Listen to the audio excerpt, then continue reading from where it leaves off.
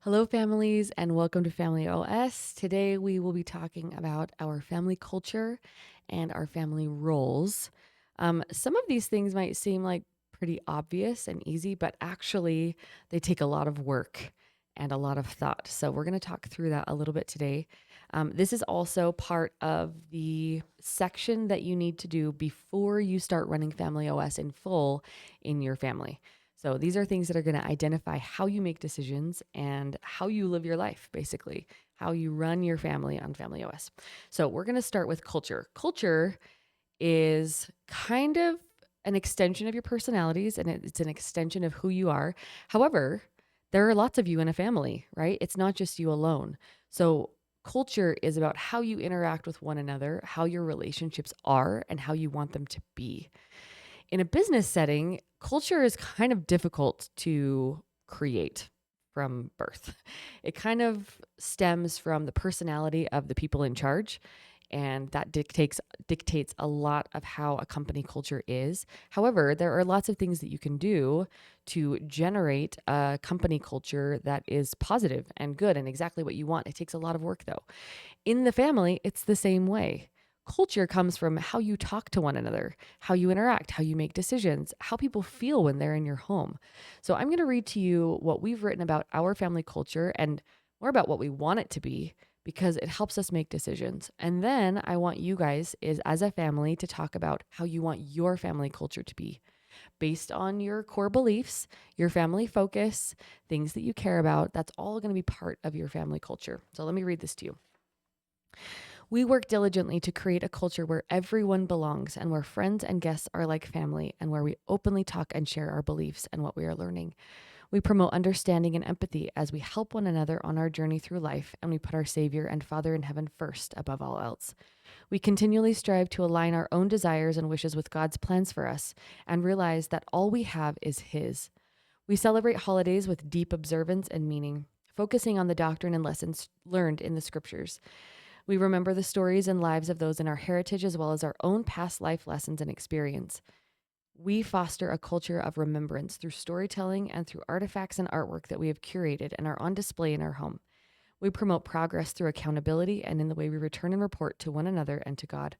We work hard together and play often to seek joy from learning and recreation equally. Now, do we do all these things perfectly? No.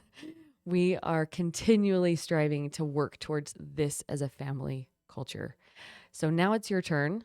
Maybe pause this video and have a conversation with your family about what you want your family culture to look like and to feel like. Next, let's talk about our roles. So, in a family, there are lots of different family dynamics. Sometimes you have just parents and one child. Sometimes you have one parent and multiple children. Sometimes you have two parents and multiple children. Sometimes you have grandparents or great grandparents living with you. And in a family situation, all of those people have different roles and responsibilities toward each other and in a family. So in our family, we have two parents and five children. So we have roles that we've kind of defined, and we talk about these quarterly. You can do it quarterly, semi-annually, annually, however it makes sense. In the beginning, I would say do them quarterly so that everybody gets used to hearing these things. And then after you've got it under control, then you can kind of be a little more lax with how often you review them.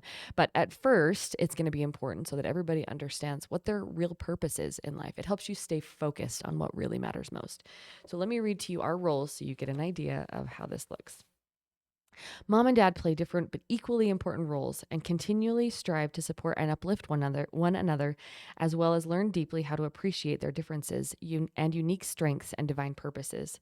They counsel together often and are unified in will and purpose. So that's something that we are striving towards. What is our purpose? What is our will for our children? And what is the will of God with us? And we can strive together to unify that. Each child plays an important role in the family and is celebrated equally.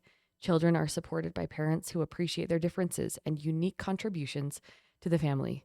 Children support each other and learn to love one another with love, compassion, and mercy. Their primary responsibility is to learn as much as possible through study and also experience. That seems pretty lofty I think, sometimes to help children understand and learn how to deal with one another with compassion and mercy, and to learn as much as they possibly can. This is going to help you make decisions about what is allowed in your home, what is not allowed in your home, what are things that you promote, and what are things that you want to squash a little bit. So spend time talking about it. This might be something that parents maybe want to do alone and then present it to the children.